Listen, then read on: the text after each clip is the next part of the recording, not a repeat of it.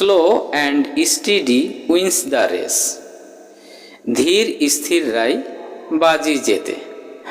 আসুন দেখি এই প্রবাদ বাক্যটার মর্মার্থ কী। একটু গভীরভাবে খেয়াল করলে আপনারা দেখবেন যে সমস্ত মানুষ অনেক জ্ঞানী গুণী কিংবা যাদের মাধ্যমে সমাজে অনেক কল্যাণ সাধিত হয়, কখনোই কোনো কাজে তারা তাড়াহুড়ো করে না।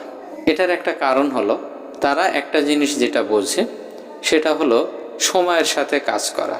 খুব বেশি ব্যস্ততা নিয়ে কাজ করলে আমাদের চিন্তা শক্তিটা অনেক দুর্বল হয়ে যায়। আমরা ভালো মন্দ বিবেচনা করার হিসাবটা একেবারেই হারিয়ে ফেলি। আপনি যখন খুব তাড়াতাড়ি কাজ করবেন তখন সেই কাজের ভালো মন্দ বুঝতে আপনার খুব কষ্ট হবে, কারণ আমাদের ব্রেন এত দ্রুত একটা প্ল্যাটফর্ম থেকে আরেকটা প্ল্যাটফর্মে চিন্তা করতে পারে না। সুতরাং আপনি যদি আপনার কাজে উন্নতি চান তাহলে আপনি ধীর স্থির গতিতে স্বাভাবিকভাবে আপনার যতটুকু শরীর কিংবা মনে কুলায় সেই গতিতেই আপনি কাজ করুন। শেক্সপিয়ার একটা কথা বলছেন যে নো দাই সেলফ, নিজেকে আগে চেনো। আমি যদি আমার নিজেকে না বুঝতে পারি তাহলে কিন্তু আমার পক্ষে কোনো কাজে উন্নতি করা সম্ভব নয়।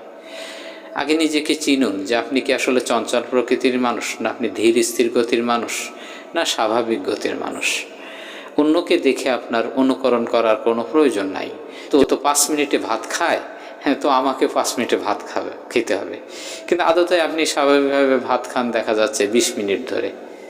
তো আপনি 5 মিনিটে তার মতো 5 মিনিটে ভাত খেতে গেলেন, হঠাৎ দেখা গেল কি যে আপনি খাবার খেতে গিয়ে বিষম খেয়ে আপনার মারাত্মক অবস্থা শুরু হলো।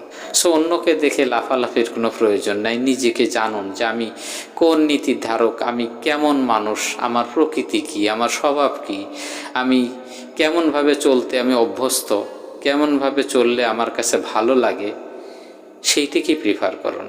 যারা চঞ্চল ব্যক্তি তাদের ক্ষেত্রেও একটা পরামর্শ যে আপনি যদি আপনার চঞ্চলতাকে পরিহার না করেন তাহলে আপনি কোনো গভীর জ্ঞানের অধিকারী হতে পারবেন না। এটা কিন্তু স্বাভাবিক ব্যাপার। আপনি নিজেকে জানুন, নিজের পরিস্থিতিটা বিবেচনা করে কোন কাজটা কখন করতে আপনার ভালো লাগে এবং ভালো কাজে কিভাবে নিজেকে আরও বেশি আগ্রহী করে তোলা যায় সেই চেষ্টাটাই করুন। এটাই আপনার জন্য ভালো হবে।